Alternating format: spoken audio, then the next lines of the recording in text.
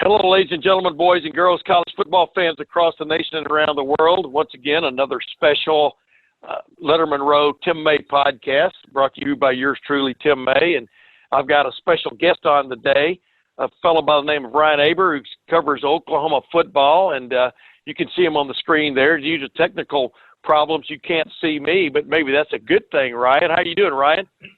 Doing great. How are you doing this morning? You staying sane through all of this stuff we got going on right now? Yeah, yes, I am, my man. I mean, the coronavirus quarantine, I'm staying crisp and clean in the quarantine so far. You know, today happens to be, as we record this, happens to be my 66th birthday. So I've moved even deeper, deeper into the people who are most in jeopardy for this thing. So I'm trying to stay away from people as much as possible, but I realized I'd have to keep my actual video person out of it. But I appreciate you coming on with me, Ryan. And I think most people understand why I have you on because, you know, over the weekend, even though Ohio State has pretty much put a quietus on recruiting, et cetera, for the last couple of weeks and will continue for a while under this coronavirus reaction, Ohio State seems to be getting players either in recruiting commitments or, in this case, through the graduate transfer portal. And they picked up fairly, I guess, highly prized running back Trey Sermon from Oklahoma, which is a beat that you cover, Ryan, for the Oklahoman down there in Oklahoma City. You know, tell us a little something about Trey Sermon, starting with the fact that even though hopes are high that he's going to give Ohio State an immediate help at running back where he could use it desperately right now, he's coming off knee surgery himself, right? Yeah, he suffered an ACL tear in November against Iowa State that ended his season. Got a chance to see him actually about not quite 2 weeks ago at OU's Pro Day, which happened the day before everything sort of shut down in the sports world, and seemed to be moving around okay. Obviously wasn't running or anything, but I'll be interested to see how quickly he's able to get back on the field and contribute, because he was a very highly thought of running back. He just sort of fell out of favor this year at Oklahoma. You know, Ryan, as you remember him and when he was playing at Oklahoma, what stood out about him most as a running back? Obviously, his first career touchdown as a collegian came in Ohio Stadium during that, for a lot of Ohio State fans, that forgettable loss to Baker Mayfield and the Sooners way back when. But what has stood out about Trey as his career evolved until the injury? You know, I think the biggest thing that stood out to me about Trey Sermon is the way he seemed to get stronger as the games went on, as other teams tired out. He was one of those guys that just sort of battered them and was able to finish out games. He developed this reputation as a closer for the Sooners, and it really started in that 2017 game at Ohio Stadium, where in the fourth quarter, I think he had 13 of his 20 touches in the game during that quarter, and just really helped the Sooners close out that win. And it wasn't just that one. It was several, especially over the course of that year and his sophomore year, when he had a few more really big games to be able to do that. I think a lot of OU fans maybe underappreciated him because he had flashier guys around him, Rodney Anderson, Kennedy Brooks, but he's a big physical runner who can just sort of wear out opposing defenses. Do you think you've seen Ohio State play a little bit? Because you're like me, I'm sure you watch a lot of college football, not just the Oklahoma Sooners version of it. But do you think you'll fit in with what Ohio State likes to do offensively from what you've seen of Ohio State over the years? Yeah, I think he will. I think he's a versatile running back who's going to be able to fit into a lot of systems, but especially Ohio State with what they like to do. I think Trey Sermon is a good fit. Now, there's the question over whether he can be the featured back, as Lincoln Riley likes to rotate his back so much that you don't have a true number one, although Kennedy Brooks has sort of emerged as the one to Trey Sermon's 1A. Over the last year and a half. But, you know, I think we'll get a chance to see that if Trey Sermon can carry the load, assuming that he's able to get back to full health and be the Trey Sermon that we saw before last year. Yeah, from like you said, you just saw him at the OU Pro Day, which sneaked in just before those things all got canceled. But did he? Was he walking without a limp? How would you describe him? I guess. What kind of goods is Ohio State getting in this thing? Yeah, he looked like he was moving around pretty well. You didn't see a noticeable limp from him. You didn't see the big bulky brace on him. And again, it wasn't like he was doing physical activities out there. He was just milling around on the field talking to his teammates and former teammates. But I think it was encouraging to see that just a few months after surgery to be able to move around even like that, I think is a good sign for Trey Sermon and obviously now for Ohio State. All right, let's jump to another thing I wanted to talk to you about. As you well know, but in our pre-podcast workup, I told you I wanted to get into just like the idea of transfers anymore. As you well know, 3 of the 4 starting quarterbacks in the college football playoff last year were transfer quarterbacks. And here's Ohio State leaning on the grad transfer thing to get yet another key player for them, just like they did a year ago. In the transfer portal, they picked up Justin Fields. Nobody knows transfer quarterbacks, for example, better than Oklahoma and you guys, guys who cover that team. I mean, 3 straight transfer quarterbacks took them to the college football playoff. Do you think this is just the beginning of just a ridiculous time in college football history? What's your take on that, Ryan? Yeah, I don't think it's going away, especially at the quarterback position where you've only got one guy who can play. We're talking about Trey Sermon and running backs. There's at least they can rotate those guys and be okay. They're not going to do that at quarterback. So if you're at somewhere where you're stuck behind somebody, and, we've seen that the other way with Oklahoma, with Austin Kendall, who got stuck behind first Baker Mayfield, then Kyler Murray, and then finally when Jalen Hurts came in, he's like, I'm going to head over to West Virginia and try to start there. OU's benefited from getting Baker Mayfield, who's a little bit different case because he wasn't a scholarship guy, but Kyler Murray, big-time 5-star, who just didn't feel like Kevin Sumlin's system fit him, wound up transferring, obviously had all the success in the world. Jalen Hurts, we know what happened with him down at Alabama. So I don't think this is stopping anytime soon at any position.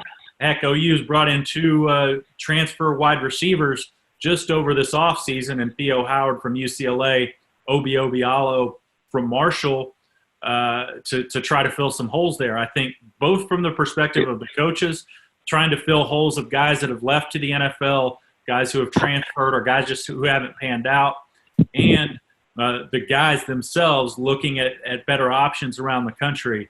I don't think you're going to see this tide of transfers stem anytime soon. Yeah, I was going to say, the dynamic that Ohio State experienced, and like you just said with Austin Kendall, which is what Oklahoma experienced, is the guys you've recruited who all of a sudden find another person in the room, and often that person is more cherished than they are.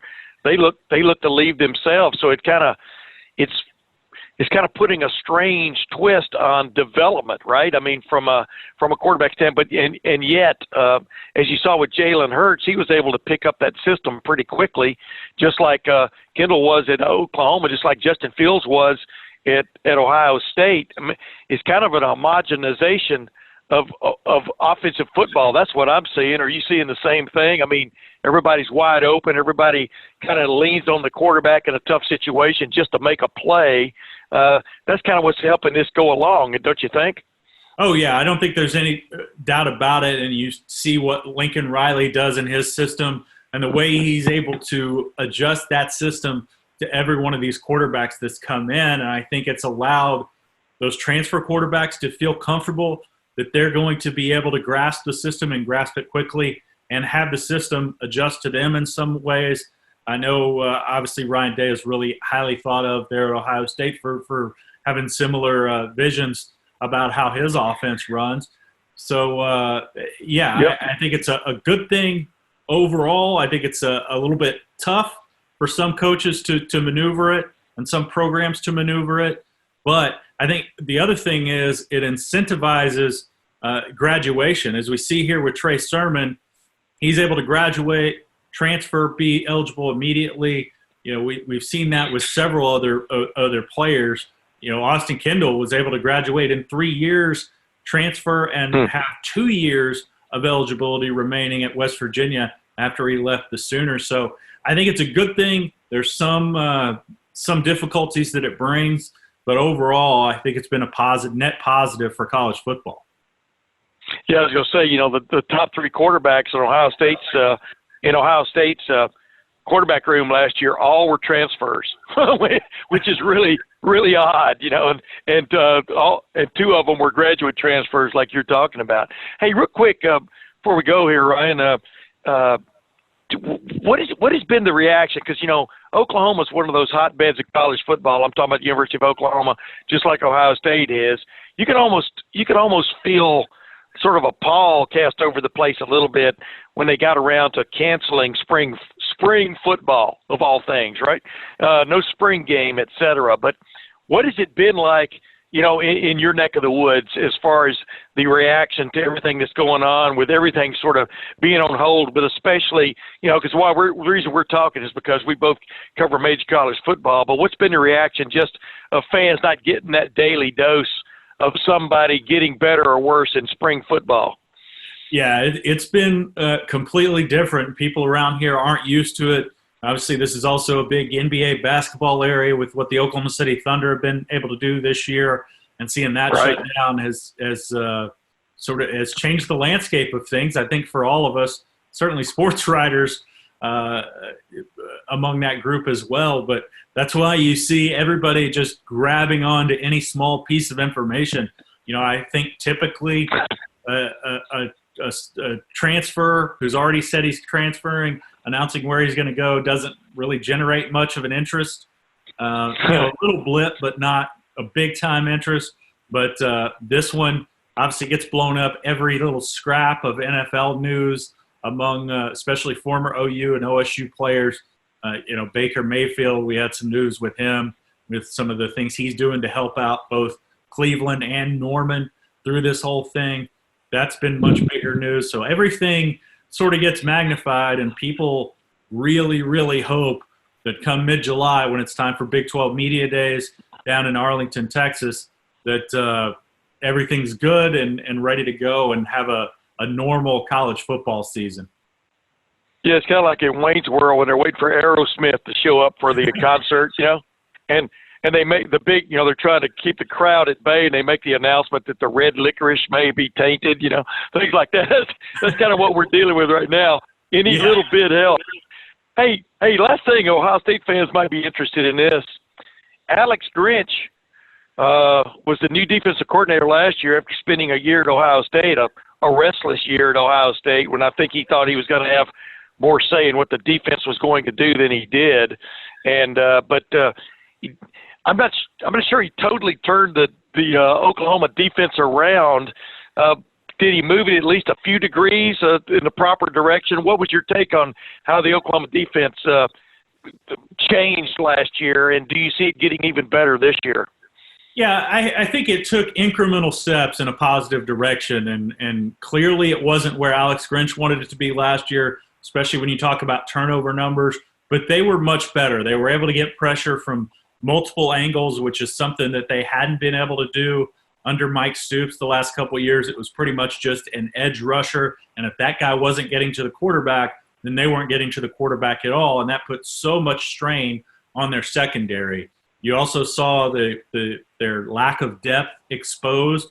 We saw that in the Peach Bowl loss to LSU when they lost Valerian Turner-Yell, a safety, to an injury. They lost Brendan Radley-Hiles, their nickel, to ejection earlier in that game. Had to throw out really inexperienced guys. And while those guys had their moments, they clearly weren't ready for that kind of stage. They've built up their depth a little bit in recruiting. They've got to get better back there. I think they're going to have better depth, but it's time to take big steps forward rather than small steps. And I think this is going to be a really critical year for what Alex Grinch is trying to build in Norman. Ryan, the Sooners are sort of becoming the Buffalo Bills of the college football playoff, I mean, yeah. Three straight appearances, three straight sort of ugly losses. I don't know if ugly is the right one about Baker's loss, but I mean, what is the sense among the proletariat there, and also the fans about kind of like what needs to change to get them, over that hump? I mean, that's a nice hump to have to get over, though. Yeah, no, it's a double-edged sword, because obviously you want to be in the position to be in those games, and if you're not in those games, you can't lose those games. But OU fans certainly are hungry for another championship, to play in a championship game, things like that.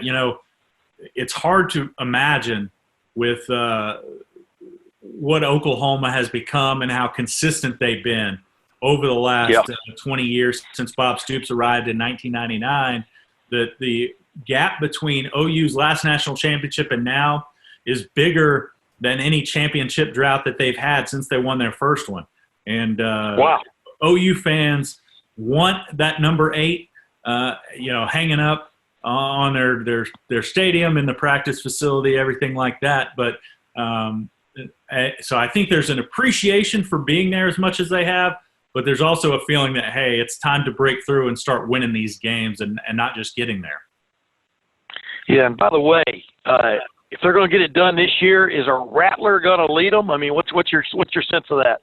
Well, I think there's little doubt that Spencer Rattler is going to be their quarterback, as much as Lincoln Riley wants to talk about quarterback battles and going down to the wire, things like that. He's talked up the quarterback battles the last couple of times. We saw it with Kyler Murray and Austin Kendall. We saw it with Jalen Hurts and Tanner Mordecai. And I think when you see the product on the field, there's no doubt that there was a wide gap there. And I think it's going to be the same thing, that Spencer Rattler, barring an injury or something, unforeseen like that, is going to be the quarterback for the Sooners. And you saw some small flashes of him and what his abilities are with his arm, with his accuracy, with his scrambling ability, things like that, just in the couple of games that we watched him play last year, that jump off the page at you. But doing it at the end of a blowout game is a whole lot different than doing it in a tight game at Tennessee that he's going to face in a couple of years, or even this year with Tennessee coming at home in the Red River rivalry down in Dallas against Texas, things like that. You're not going to get a sense for really who this kid is until he gets into some of those pressure situations. And we're going to see, just how well made he is for those kind of things here pretty quick, because this schedule doesn't have a lot of ramp up to it. There's not a slow easing in to things for the Sooners this year. Yeah. In other words, in summation, what you're trying to say is you're waiting to see the Rattler strike. Exactly. Wow, what a great name for any player, but especially a quarterback, man. I mean, I can see you playing with that all year, my man. Yeah, it's going to be great for headlines for sure. Oh, absolutely. Hey, man, I really appreciate you coming on this podcast, man.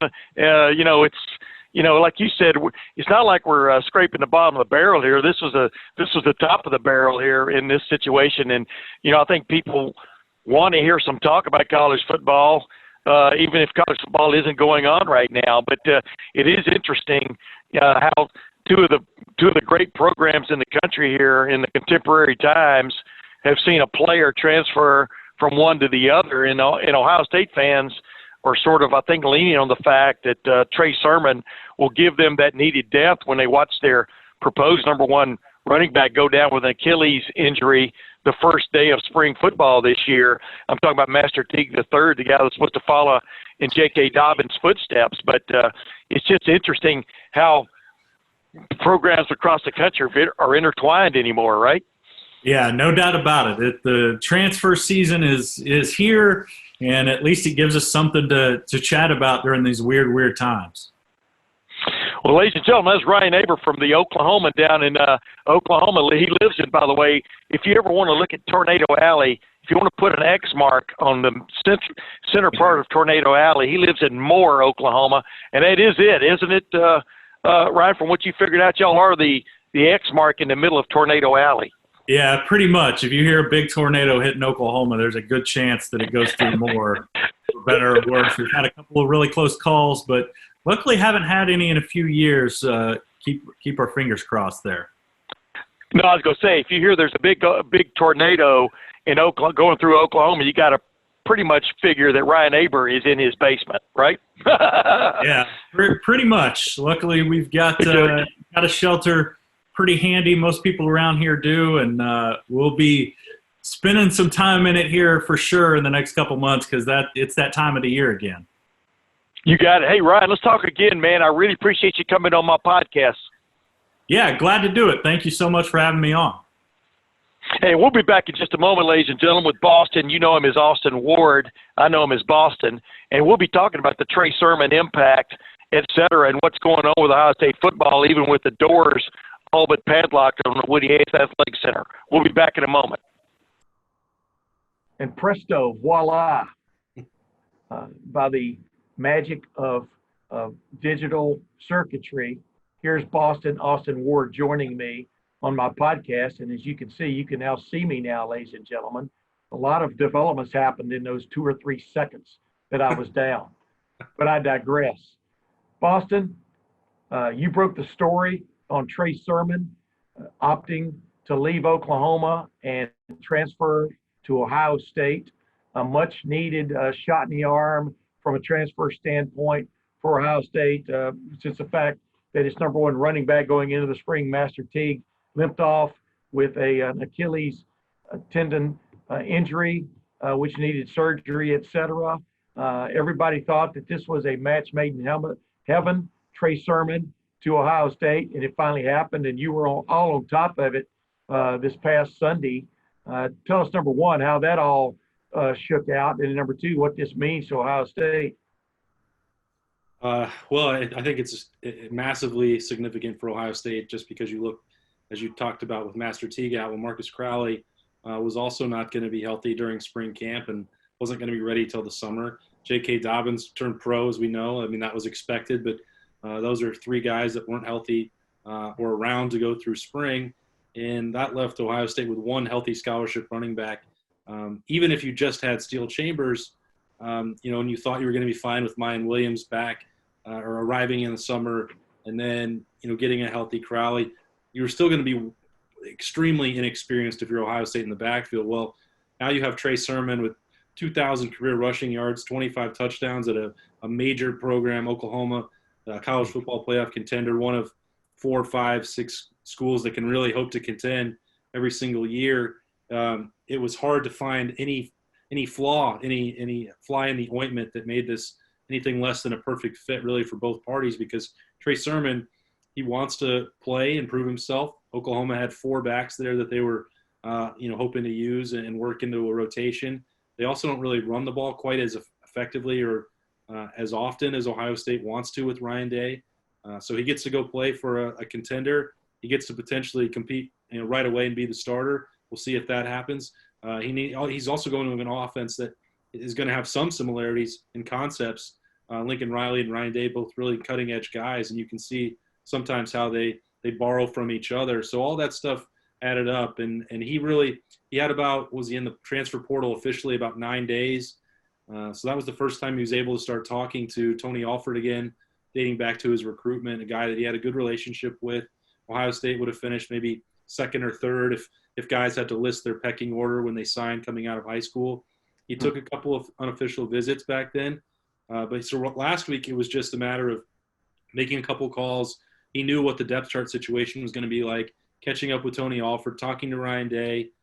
He also had some interest from Notre Dame, Missouri, and Miami. 3 schools that I know for sure were involved in that process with him. But nobody had as much to offer, and I think that's why you saw this resolve itself really pretty quickly, because Sermon had already visited Ohio State in the past. He couldn't do that now with coronavirus, but he knew Tony Alford and all those other things that I mentioned. It was really the hardest part was deciding to leave Oklahoma, and then once he did that, Ohio State was really a pretty obvious fit for him. Yeah, it's funny how things work out, right? I mean, a month ago we were talking about the situation with Ohio State and Master Teague III and his whole situation, and then boom, now Ohio State has a guy who has played at the highest level. He is coming off a knee injury that required surgery. As you heard, maybe Ryan Abers from the Daily Oklahoman, the Oklahoman, I had him on earlier where we spoke about that, and he said he saw him at the Oklahoma pro day. By the way, they got their pro day in before I guess the quietus came down, but or the cancellation came down for pro days. And he saw him. He was walking around fine, seemed to be in good spirits. I'm talking about Trey Sermon did. But is there a sense that he'll still have to prove himself knee wise, or what do you, from the insiders you talk to at Ohio State, just like I do, what's their sense of how he's coming in from a full go standpoint? Yeah, I asked Trey Sermon about that directly yesterday just to get an update because it's not like Ryan Day or Tony Alford could really get direct health reports or put him through a workout or anything. I mean, they have to go off based what they knew in the past and what they'd seen on video. So Trey Sermon said he'd met with the doctor last week. He is ahead of schedule from what they laid out for him. He called it an LCL injury, not an ACL. That he was expected to be in the original timeline had him getting fully cleared in late May, and that was upgraded according to his doctor last week until he'd be fully ready to go physically in a month. So about a month ahead of schedule. Now it's not a huge deal because he's going to have to be working out on his own.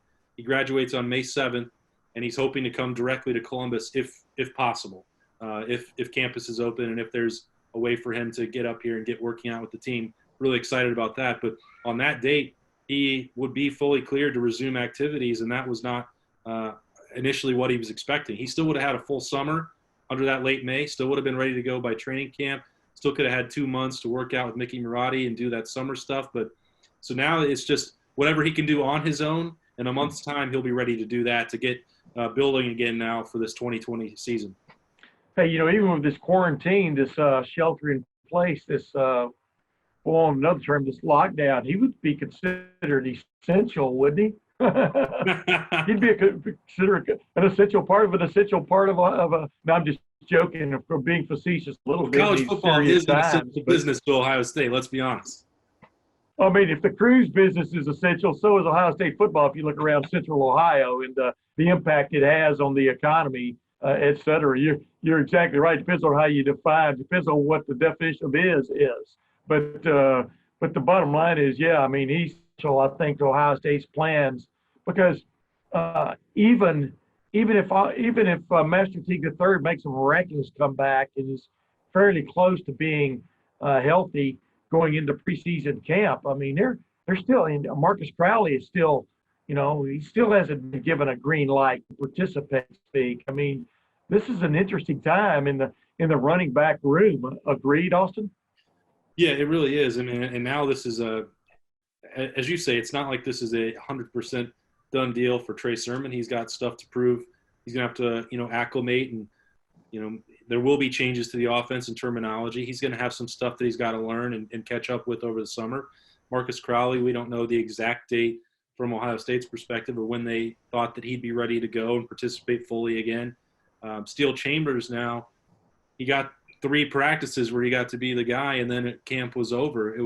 That was probably a situation he was really looking forward to. So, I mean, this is still not a great situation, but it's an improved situation for Ohio State. There's just still a lot of work to do, and it's really fascinating because I keep coming back to it. It's like I think everything is going to be fine, and Ryan Day has pieces that he can borrow from, whether that's Jamison Williams or Garrett Wilson, DeMario McCall, whatever. I mean, I think they can get really creative, and the rushing attack is going to be fine. But it's just right now there was just a weird period where we're talking about all of the tradition going back to Archie, Eddie, Keith Byers. I mean, even more recently, Carlos Hyde, Ezekiel Elliott, J.K. Dobbins. Like Ohio State always finds somebody to be that stud rusher, but it was really just awkward earlier this month because you're looking at it and there was no star power that was established and you knew was going to be really good. Ohio State as a whole, it's going to be fine. But it's like I just can't remember a period where there was so much uncertainty about the running back position when this is a program that's been built on that and fueled by it for so long. Well, you should have been around in between Maurice Clarett and Antonio Pittman and Beanie Wells coming along. There was a year or two there where things were a little uncertain, but hey, that's water. As the late Earl Brees used to say, that's water under. I mean, transfers are becoming the free agent market. It is literally a free agent market now for college football, and it's robust. You agree? Yeah, it's you broke up a little bit there on me, but the way this is working out, I'm going to guess that you're talking about the way Ryan Day keeps finding answers here on the transfer portal, and it doesn't seem to work that way for everybody else. Like, you've seen some of these quarterbacks go elsewhere and struggle. People were really going crazy about Northwestern. I think now 2 years in a row, 3 years in a row, where it's like they've got this great option. Peyton Ramsey's going to change Northwestern. Well, he's not going to be Justin Fields. And a lot of the offensive linemen that you're going to find are not going to be top NFL guys like Jonah Jackson with an instant impact right away. But we'll see how this works out for Trey Sermon. But Ohio State has been remarkably successful at getting the best of the best out of that portal. And I think that that's one reason why there's been all this conversation about if guys are allowed to transfer without penalty, how it changes college football, and maybe it'll level the playing field. Well, I think Ohio State's always going to be able to get the guys that it wants. That's not ever going to change. Alabama's going to be able to do the same thing. Clemson will do the same thing. But you still have to be really careful when you do it. You can't just do it at the expense of developing your roster and recruiting and bringing them up through the program. So I think what's fascinating about Ohio State is that they haven't just pushed in all their chips and said, we're going to build a roster through transfer and cherry pick the portal for every position on the roster. They've recruited at an extremely high level, and then they're supplementing that when there are clear needs, whether it's something they didn't anticipate through injury or guys leaving early for the NFL. Both that applies to J.K. Dobbins and Dwayne Haskins, their quarterback. When these situations arise, then you take a look, you take your time, and you make sure that you know that you're comfortable. And I'm not going to say even at this early era of the transfer portal that Ohio State is the only team that's got it figured out, but right now they certainly seem to be the best at it. It's interesting times we live in all the way around. Let's just jump ahead now, Austin. Can you hear me okay now, by the way? Yeah, I got you. What's your guess when the Woody Hayes Athletic Center doors will be flung open again? Whew. I think the date that I keep hearing being targeted is late May. That's what Ohio State is sort of working with and anticipating right now. As we know, it's almost impossible to plan and know with any confidence what's going to happen with this. Part of it is going to depend on people continuing to do their part and following the stay-at-home orders. I know that it's hard. None of us like it. For you and me, doing this podcast remotely and trying to figure out Zoom and Zencaster and all these things we've never used before, as opposed to good old-fashioned, getting together and having a conversation like that we like to do, and we've been doing for the whatever this is now, 8 years that we've known each other, even when we weren't working together. I mean, this is an adjustment period, so that applies to Gene Smith. It applies to Ryan Day. These guys don't know they can't know. None of us know what exactly is going to happen. I think that's also why you've seen Day and Chris Holtman and Gene Smith and JT Barrett and Cardale Jones and down in Louisiana, Ed Ogeron, these coaches starting to talk and use their platform to spread that message, because if this thing doesn't get taken care of, there's a chance that that the Woody won't be closed just till May. College football could be closed for an indefinite period of time if this disease is spreading and we don't have a handle on it. So I think that's Ryan Day's spring camp is closed down. He missed 12 days. They want to have winter, summer workouts, mat drills, summer conditioning. They need that to get teams and players ready. But we don't know. And if we don't take care of it now, there might not be football. And that's crazy for you and me to think about, because that's our livelihood. It's those players. It's what they do. But I think that's why you're seeing a flood of messages from Ohio State and the coaching staff and the people that have the largest platforms. Because even you're talking about Ryan Day and Urban Meyer and these guys. They can reach millions of people in the drop of a hat.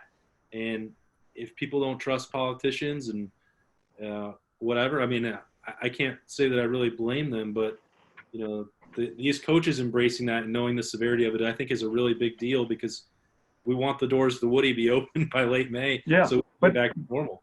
But the interesting thing about this is, it reminds me of some of the things we've covered in Ohio State, like NCAA investigations, things like that. You get this flurry of stories to begin with, and then you start running out of not so much ideas. You just start waiting for it to be over, for it to come to fruition. So this is the biggest unknown. I just turned 66 today, and this is the biggest unknown in my lifetime. From the standpoint of forget about football, just about what's going on, when will life get back to anywhere close to normal? And but the funny thing about it is we can poo-poo sports all we want. You saw where the Olympics are still, as we talk here, they still haven't canceled or postponed the Olympics because they're holding out hope that things would get cleared up, I think, a lot sooner than they probably will. But sports are a huge part of not just of your life anymore. They're a huge part of the economy. And there are people getting hurt in the sports profession, in the sports realm, just like there are in every other realm, the cruise ship lines and all these other things, that are, you think you don't really need, and you don't really need them, except all the jobs that emanate from those industries. It's huge now. Professional sports in the cities with 3 or 4 major sports teams. I mean, professional sports teams is crazy. Ohio State, the Columbus Blue Jackets in Columbus. Just think about how many people who rely on the Columbus Blue Jackets for a regular job, and how many people rely on the trickle-down theory, so to speak, of people going to and from Columbus Blue Jacket games for their livelihood. In the Short North area, in the arena areas, so arena district. So this it has a huge impact on what's on the local economies of these cities. Yeah. Did you just slip in that it was your birthday? Yeah, but I don't want everybody to know about it until after it's over, because this thing doesn't drop until the day after. So. Well, happy birthday. Well, thank you. But the bad news about it is I'm even deeper into the what do you call it, the demographic that could be most affected by the coronavirus. So I'd rather not talk about it. Well, even though I feel like I'm 30 years old at heart. Well, my heart doesn't feel like it's 30 years old, I'm sure. we had talked even as recently as yesterday about trying to, get to our downtown office and try and resume some normalcy and pick up Roosters and do a show down there. And it's like we were ready to do that and willing, get 4 or 5 people in our office and be under that limit. But it feels like it was 3 weeks ago that was the suggestion, 10 people or less, and now it's the stay at home. That part is absolutely wild and crazy. I think it's great that you call attention to the fact that it's not just millionaire athletes and Nick Foligno losing paychecks and Cam Atkinson losing paychecks. These guys and Ohio State has that too. Red coats and ticket takers and cleaning the stadium and so on and so forth. Those are important jobs that people have to get done for that whole operation to run. And not only that, but you look at the budget for the athletic department and the school as a whole. Like football programs are that. I think some people call it the welcome mat. And when Ohio State football is winning, you're getting way more kids trying to enroll and sending in applications. And that was true when Alabama got the football program rolling again, or teams that rise out of the ashes. It's always a big help for them. And then that helps fund other things. Sure. Certainly for Ohio State, you look at football primarily, and to a lesser degree, men's basketball with NCAA tournament money. You can't fund all these other sports and all these other opportunities if they don't exist. So I keep saying that over and over. That's why it's such a big deal that we're going to have much bigger problems if football goes away, that people don't like. Oh yeah. If football goes, yeah. Not a big deal to some people. It's a big deal to make sure that you have football. Dude, if the college football season doesn't happen as expected in the fall, then we're all going to be dealing with things that we're not even probably thinking about college football at that point. So I got a feeling, just a hunch. I mean, that things will start to get back to normal, like midsummer or late summer.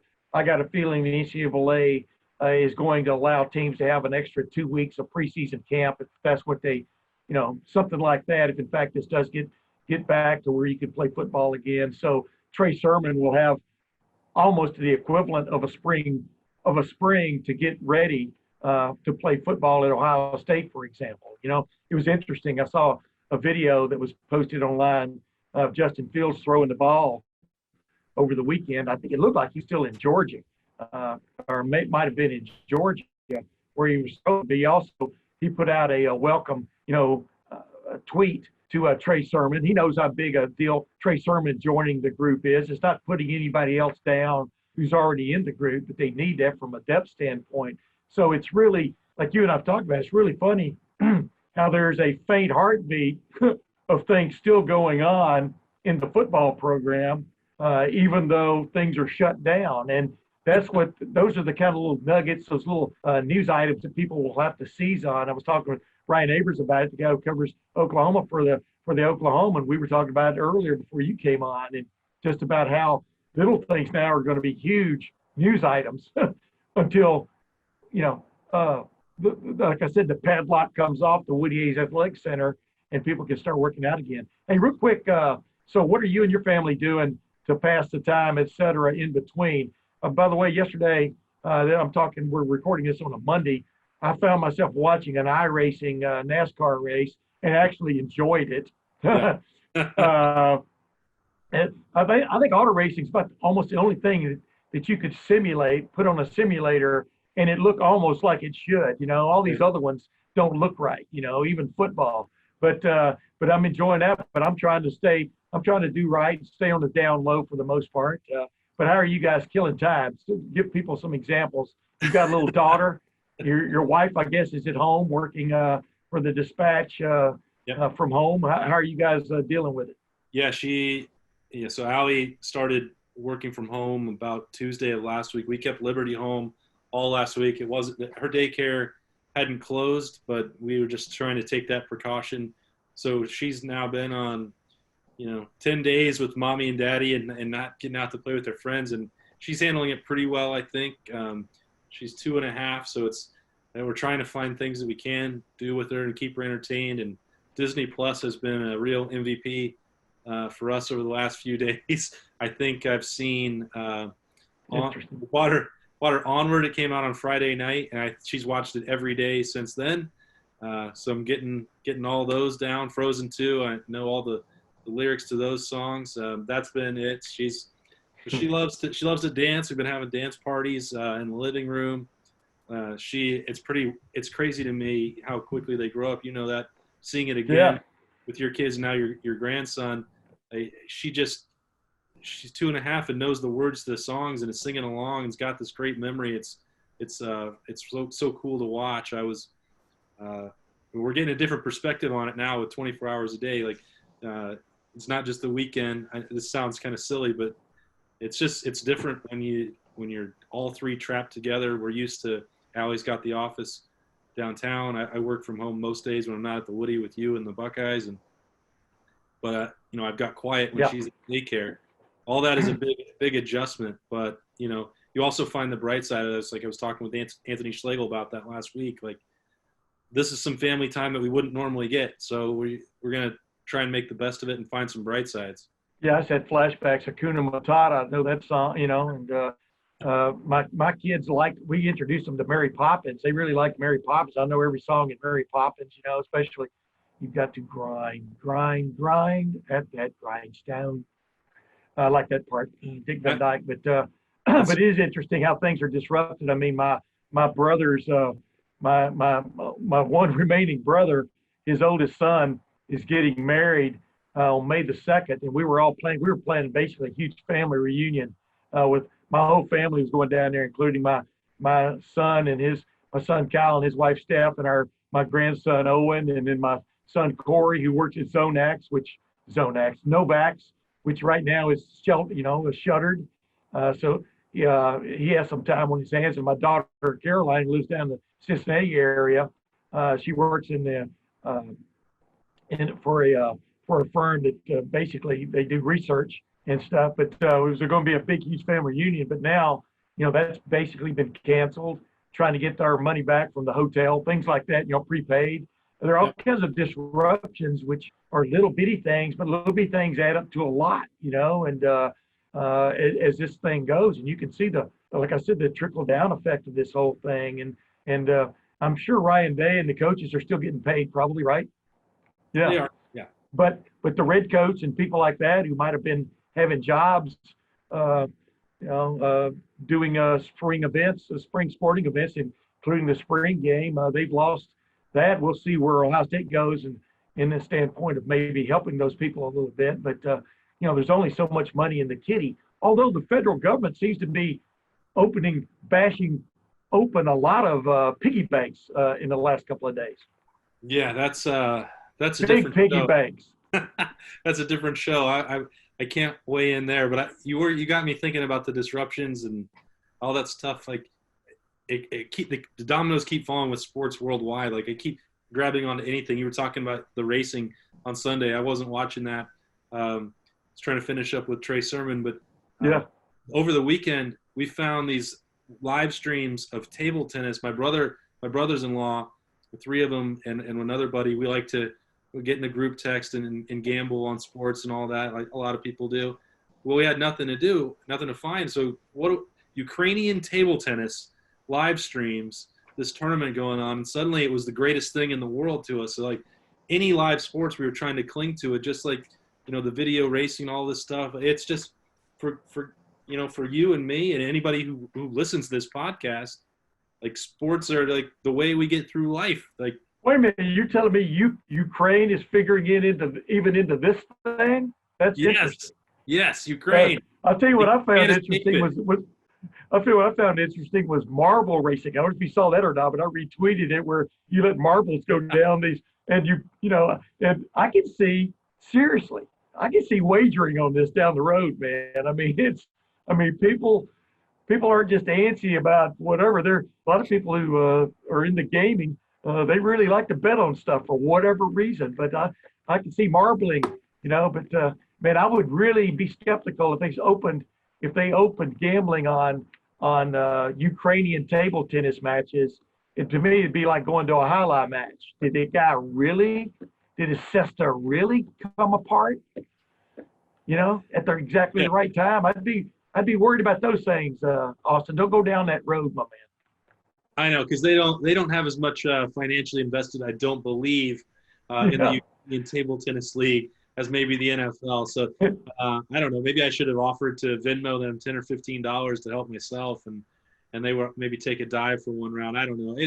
But like Australian rules, the Australian rules and the football league there and their soccer, like they were clinging to life, and that AFL league was on Friday night, and then the next day they were shutting down that league because they had coronavirus and spreading in Australia. It's like you hope that just somewhere there's something that's isolated where we can get a live sports fix. And if it's going to have to be, virtual racing and simulating Madden games or college football, whatever, online, I mean, people are going to watch it, right? Like I need a sports fix. Yeah. Well, ladies and gentlemen, we hope we're helping you a little bit with your sports fix, at least talking about Ohio State football, because something pops up every week with Ohio State football. And I hope to have a real special guest on here next week who could really liven up the show, so to speak. I won't name the name or anything like that because, a lot of times it's hard getting permission sometimes to speak to folks. I don't understand that when folks that really have nothing to do. But you know what? It should be a lot easier right now, right? Like it should be. We're not taking them away from practice. We're not keeping them away from game planning. They got nothing but free time.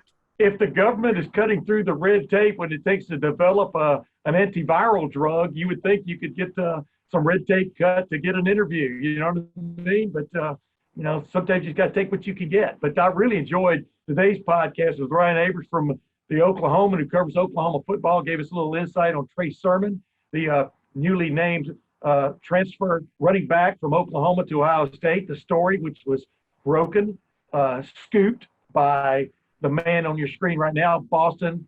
You know him as Austin Ward. Hey, Boston, thanks for coming on again, man. I think we've got a good thing going here, and let's give people some stuff to listen to during this tough time. Absolutely, man. I'm glad. Hey, we're going to get better at this stuff with the technology. We know it's not perfect. That's not just for this show. All the shows we're doing at Lettermen Row. We want business to be normal. We want to keep talking about football. We want that content out there. We know that this isn't ideal, but we're going to try and get better at it as we go and make sure the connection, audio, and video is that. But mainly, I want to get through it so that you and I can get back in the studio and back to normal and back to face-to-face and get ready for this 2020 season. Yeah, all I know is the next time I'm going to have all kinds of stuff up in the background behind me showing what I care for. Is that a Magic Johnson jersey back there? I can't make out what that is at 33. That's actually a Wyoming football jersey right there from a few years back when they moved away from Nike and they had a whole bunch of those in the basement. And I reached out to Craig Bohl, the coach there. I had a chance to get to know him a little bit. And he had made this joke that when they went to this color scheme and the WYO, the fans in Wyoming hated it. And he said, well, I'm going to burn all these old jerseys. We're going to get the original colors back. It's going to say Wyoming on it. We're not going to have, it's got like Oregon, wings on it. He said, we're not doing alt jerseys. Yeah. I'm going to burn them. I said, hey, don't burn them all. Maybe just save me one. I'll put it up in the office there and get my alma mater a little bit of love. So Craig Bohl doing great things with the Pokes, and glad that I can actually share that a little bit. The one maybe silver lining from this show, getting that out there. Yeah, I was going to say, anything beats that all brown look, man. I'm just telling you, the all brown of the Wyoming Cowboys. And by the way, that's just another example, just like email. Some things, just when you thought they're deleted, they're still around. You know what I'm saying? So that's another little thing for people to keep in mind during this down period. Watch your emails, ladies and gentlemen. But until next time, and thank you, Austin Ward, coming on again. Until next time, this is Tim May with the podcast. See you later. Thanks for watching. Subscribe below to get the latest videos from Lettermen Row. We got Letterman Live, we've got the practice report, we got rapid reaction. Hey, and we got Buckeye IQ with Zach Bourne. For sure. We got recruiting breakdowns with Berm. We got whatever you need. Ohio State football and Ohio State athletics, we've got you covered here at Lettermen Row.